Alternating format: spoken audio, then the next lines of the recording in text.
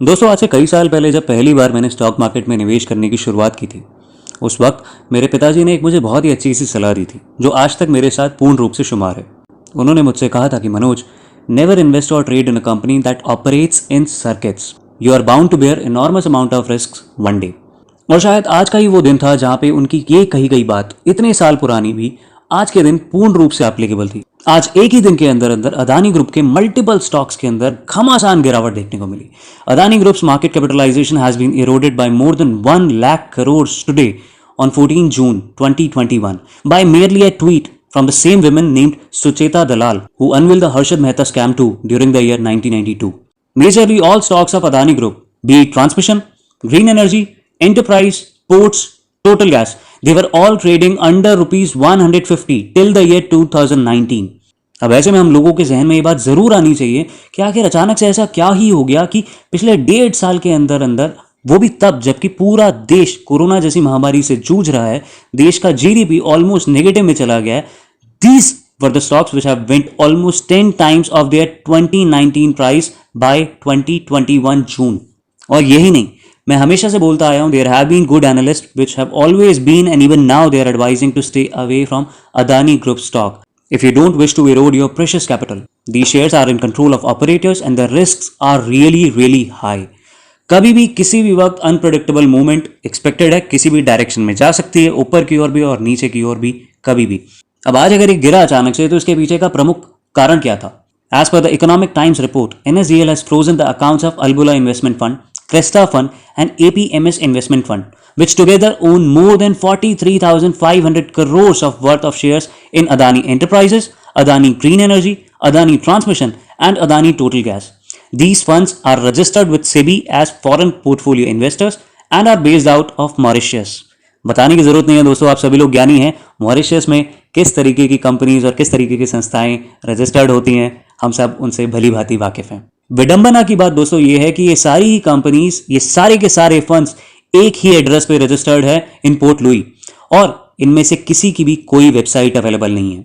A senior official has confirmed that SEBI has initiated a probe in the year 2020 and the investigation is still going on. SEBI has, however, not yet responded to the query on this matter. अब ऐसे में बात उठती है कि जब ये freezing of accounts की बात अभी भी अनडिस्क्लोज है, उसके बाद भी मार्केट में आज अचानक से तहलका क्यों मचा? Because of a reason.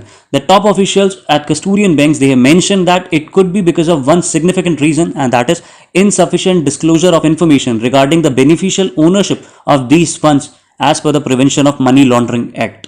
अब इसी के बाद सूत्रों से पता चला है कि सबसे लेटेस्ट जो अभी न्यूज आई है वो ये कि अदानी पोर्ट्स का जो मैनेजमेंट है, दे मेंशन कि ये सारी की सारी जो रिपोर्ट आई है कि फ्रीजिंग ऑफ अकाउंट्स हुए हैं, ये सब के सब ब्लीटेंटली एरनस हैं, गलत है। अब ये तो वक्त ही बताएगा कि क्या वो सही है या वो गलत है। मार्केट ने आज अपना नतीजा पूर्ण रूप से दिखाई दी हफ्ते के पहले ही दिन पे, और ऐसे में इन्वेस्टर्स को बचाने के लिए, उनकी प्रीशियस कैपिटल को इरोड होने से पूर्ण रूप से बचाने के लिए आज सेबी ने एक बहुत ही निर्णायक डिसीजन लिया है, जिसमें इन्होंने अदानी ग्रुप के ही 4 कंपनीज में इंट्राडे सेगमेंट से हटा के उन्हें ट्रेड टू ट्रेड सेगमेंट में डाल दिया। जिसका मतलब यह है कि अब उन स्टॉक्स में इंट्राडे ट्रेडिंग परमिट नहीं करी जाएगी और आप सिर्फ उसे खरीद सकते हैं या बेच सकते हैं, और वो भी सिर्फ डिलीवरी बेसिस पे। अब ऐसे में मैं दोस्तों आप लोगों के लिए बहुत ही चुनिंदा और बहुत ही प्रमुख 2 सजेशंस ऐसे लेकर आया हूं, जिसकी वजह से अगर आप इस कंपनियों में ऑलरेडी इन्वेस्टेड हैं तो आप अपने आप को बचा सकते हैं। सबसे पहला, जो मेरी एक रिकमेंडेशन रहती है कि बाय ऑन डिप्स या आपको कॉस्ट एवरेज करना चाहिए, वो चीज को आपको इन सारे स्टॉक्स में पूर्ण रूप से अवॉइड करके चलना है for the time being. Do not buy on dips and cost average, do not. इससे बेहतर होगा कि अपनी अच्छी खासी जमा पूंजी किसी और अच्छे स्टॉक में लगाएं, वहां जहां पे ग्रोथ भले धीरे धीरे बढ़ेगी, लेकिन आप ऑपरेटर्स के ट्रैप में फंसेंगे नहीं। और मेरी दूसरी एडवाइस रहेगी उन लोगों के लिए जो कि ऑलरेडी यहां पे बाय की पोजीशन ले चुके हैं, they have already been trapped on to the long positions.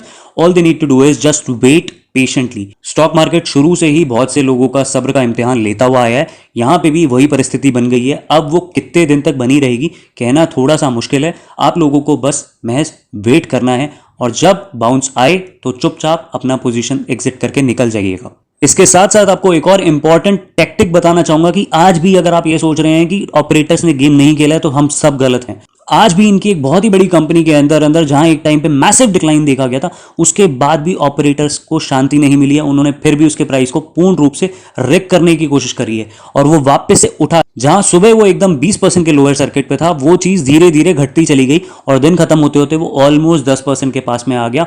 क्योंकि जिन ऑपरेटर्स का पैसा भी यहां पे लगा हुआ, उनको भी तो भाई अपना पैसा निकालना है, तो जब तक बढ़ाएंगे नहीं तब तक गिराएंगे कैसे। मेरी दरख्वास्त है मेरे सारे व्यूवर्स से कि मेरी हर वीडियो पूर्ण रूप से बस इसी रूप में होती है कि आप ज़्यादा से ज़्यादा लर्न कर पाएं।